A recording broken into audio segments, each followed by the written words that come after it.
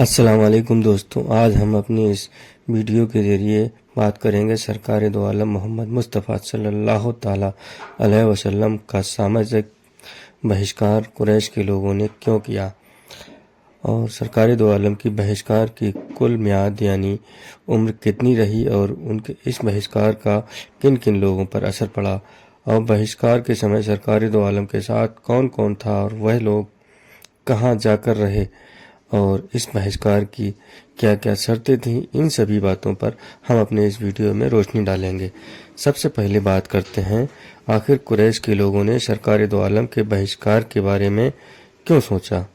تو اس بارے میں سوچنے پر یہ بات نکل کر آتی ہے کہ جب حبشہ کے نجاشی نے مسلمانوں کی حمایت کی، قریش کا وفد حبشہ سے اپنے منصوبوں میں مات کھا کر لوٹا، جس کا ذکر ہم اپنی اس سے پہلے کی ویڈیو میں کر چکے ہیں، تو قریش کے لوگوں کو بہت صدمہ لگا۔ وہ اس بات کو سوچنے پر مجبور ہو گئے کہ اگر سرکار دو عالم کی تبلیغ کا کام اگر اسی طرح چلتا رہا اور لوگ مسلمان ہو کر حبشہ میں پناہ لیتے رہے تو یہ ایک دن بڑی طاقت بن سکتے ہیں۔ حبشہ کا بادشاہ نجاشی ایک طاقتور بادشاہ ہے اور ان مسلمانوں کا ہمدرد بھی ہے۔ اگر کسی دن مسلمان اس کی فوجی مدد سے ہم پر حملہ ور ہوئے تو پھر ہمیں یہاں کوئی پناہ دینے والا بھی نہیں ملے گا۔ اور اس سمے کا قبائلی نظام اس طرح کا تھا کہ کوئی بھی شخص کسی کو قتل کرنے کی ہمت بھی نہیں کر سکتا تھا۔ اگر کوئی کسی کا قتل کر دیتا تو قتل ہونے والے کا قبیلہ قاتل کو کبھی زندہ نہیں رہنے دیتا، اور پھر بدلے کا ایک ایسا سلسلہ چالو ہو جاتا جس کا خاتمہ دشکوں تک ہونا ناممکن تھا۔ اس لیے قریش سرکار دو عالم سے جانی دشمنی رکھتے ہوئے بھی آپ کو کسی بھی طرح کی جانی نقصان پہنچانے کے بارے میں سوچ بھی نہیں سکتے تھے۔ قریش کے سبھی سرداروں نے کافی سوچنے سمجھنے کے بعد یہ فیصلہ لیا کہ بنی ہاشم اور بنی عبد المطلب کا سماجک اور آرتھک بہشکار کر دیا جائے، اور ساتھ ہی ان کے مکہ میں آنے جانے اور خرید فروخت پر بھی روک لگا دی جائے، اور اس کام کے لیے ایک لکھت عہد نامہ تیار کیا گیا جس پر ہر ایک قبیلے کے سردار نے اپنے ہستاکشر کیے، اور اس دستاویز کو کعبے میں لٹکا دیا گیا تاکہ کوئی بھی شخص اس کے ورد جانے کی ہمت بھی نہ کر سکے۔ یہ عہد نامہ بغیظ بن عامر بن حاسم نے لکھا تھا۔ ایک دوسری روایت ہے کہ یہ عہد نامہ منصور بن اکرمہ بن عامر بن حاسم بن عبد مناف نے لکھا تھا۔ ابن حشام کے قول کے مطابق لکھنے والے کا نام نضر بن حارث تھا۔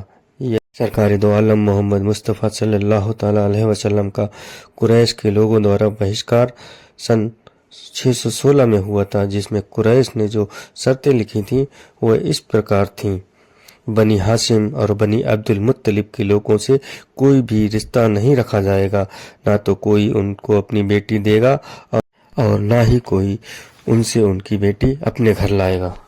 دوسری شرط، مکہ کا کوئی بھی شخص ان لوگوں سے کسی بھی طرح کا کوئی بھی بیاپارک رشتہ نہیں رکھے گا، نہ تو ان کا مال خریدا جائے گا اور نہ ہی ان کا مال مکہ کے بازاروں میں بیچا جائے گا۔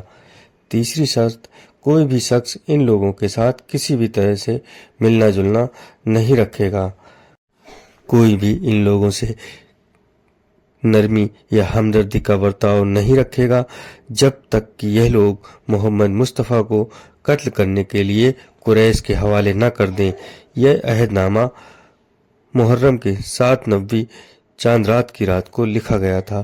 اس کے بعد بنی ہاشم، بنی عبد المطلب اور مسلمان شعیب گھاٹی میں رہنے چلے گئے، جس کا نام شعیب ابی طالب تھا کیونکہ یہ گھاٹی حضرت ابو طالب کی ملکیت تھی۔ بنی ہاشم میں صرف ابو لہب اور اس کا پریوار سرکار دو عالم کے ساتھ نہیں گیا تھا۔ اس کے علاوہ سبھی مسلم اور غیر مسلم جو بنی ہاشم اور بنی عبد المطلب کے قبیلے سے تھے، حالانکہ ان لوگوں نے ابھی تک اسلام سویکار نہیں کیا تھا، لیکن وہ لوگ اپنے سردار حضرت ابو طالب اور سرکار دو عالم کے ساتھ رہے تھے۔ اس بہشکار کی وجہ سے سرکار دو عالم کے ساتھ آئے قبیلے کے سبھی لوگ ایک طرح سے قید ہو کر رہ گئے تھے۔ کوئی بھی شخص اس وادی سے باہر نہیں نکل سکتا تھا۔ کیول حج کے دنوں میں اور دیگر ان مہینوں میں جب عرب کے رواج کے مطابق جب ساری دشمنیاں جن مہینوں میں چھوڑ دی جاتی ہیں تب یہ لوگ وادی سے باہر آتے اور اپنے کھانے پینے کا سامان خرید کر وادی میں واپس چلے جاتے۔ سرکار دو عالم بھی تشریف لاتے تھے اسی سمے اور حج میں آنے والے لوگوں سے ملتے، انہیں اسلام میں آنے کی دعوت دیتے، لیکن ابو جہل اور ابو لہب آپ سرکار دو عالم کے پیچھے لگے رہتے اور لوگوں کو آپ سرکار دو عالم سے بات کرنے کے لیے روکتے۔ پورے 3 سال تک یہی حالات رہے۔ سرکار دو عالم حضرت خدیجہ اور حضرت ابو طالب کے پاس جو بھی رقم تھی وہ ساری ختم ہو گئی اور نوبت بھوک اور پھاقے تک آ گئی۔ کبھی کبھی کوئی رشتہ دار یا دوست چھپ کر کھانا پہنچا دیتا تھا، لیکن بھوک اور پریشانیوں کی وجہ سے جسمانی طور پر کمزوری آنے لگی۔ بچے رات رات بھر روتے۔ ان کے رونے کی آواز سن کر ابو لہب اور ابو جہل جیسے لوگ خوش ہوتے۔ یہ ایک انسانیت کو شرمسار کرنے کی ایسی مثال تھی جس کی مثال آج تک نہیں ملتی۔ بنی ہاشم اور بنی عبد المطلب کی تکلیفیں دیکھ کر، ان کے بچوں کا رونا سن کر، قریش کے کچھ ایسے لوگ جن کے اندر انسانیت ابھی بھی زندہ تھی، انہوں نے خود اپنے ہی فیصلے پر شرم کرنا شروع کر دیا۔ حکیم بن حزام اور حسام بن عمرو اس بحثانہ کے خلاف تھے اور سب سے پہلے زبیر بن امیہ بن مغیرہ نے، جو کہ حضرت ابو طالب کا بھانجا تھا، مطعم بن عدی بن نوفل بن عبد مناف کو اس بحثی پن کے بارے میں بتایا اور اس انسانیت کو شرمسار کرنے والے عہد نامے کی طرف دھیان دلایا۔ دونوں نے ہی آپس میں بات کرنے کے بعد اس قرار کو توڑنے کے لیے آپس میں سمجھوتا کر لیا اور انہی دونوں نے عدی بن قیس، جمع بن اسود اور ابو البختری بن حاسم کو اپنے فیصلے میں شریک کر لیا۔ ان لوگوں نے اپنے ہتھیار لیے اور وادی ابو طالب میں جا کر بنی ہاشم اور عبد المطلب کے قبیلے کے سبھی لوگوں کو اپنے گھروں میں جا کر رہنے کی اجازت دے دی۔ قریش یہ دیکھ کر چپ رہے کیونکہ بات بڑھانے پر ان کو اندیشہ ہو گیا تھا کہ سبھی لوگوں کی رائے ان کے خلاف ہو سکتی ہے۔ ایک روایت میں یہ بھی ہے کہ سرکار دو عالم نے حضرت ابو طالب کو بتایا کہ قریش نے جو عہد نامہ لکھا تھا اس کو دیمک چاٹ گئی ہیں اور اس میں سوائے اللہ کے نام کے کچھ نہیں بچا ہے۔ انہوں نے یہ بات قریش کو بتائی تو ان لوگوں نے فوراً ہی عہد نامہ منگوا کر دیکھا۔ اس میں جو کچھ نبی اکرم نے فرمایا ہو ویسا ہی پایا گیا۔ یہ سب دیکھ کر قریش شرمندہ ہو گئے اور اسی وقت یہ بہشکار ختم ہو گیا۔ شیعہ ابی طالب میں گزری پریشانیوں کا اثر سب سے زیادہ بزرگ لوگوں پر پڑا۔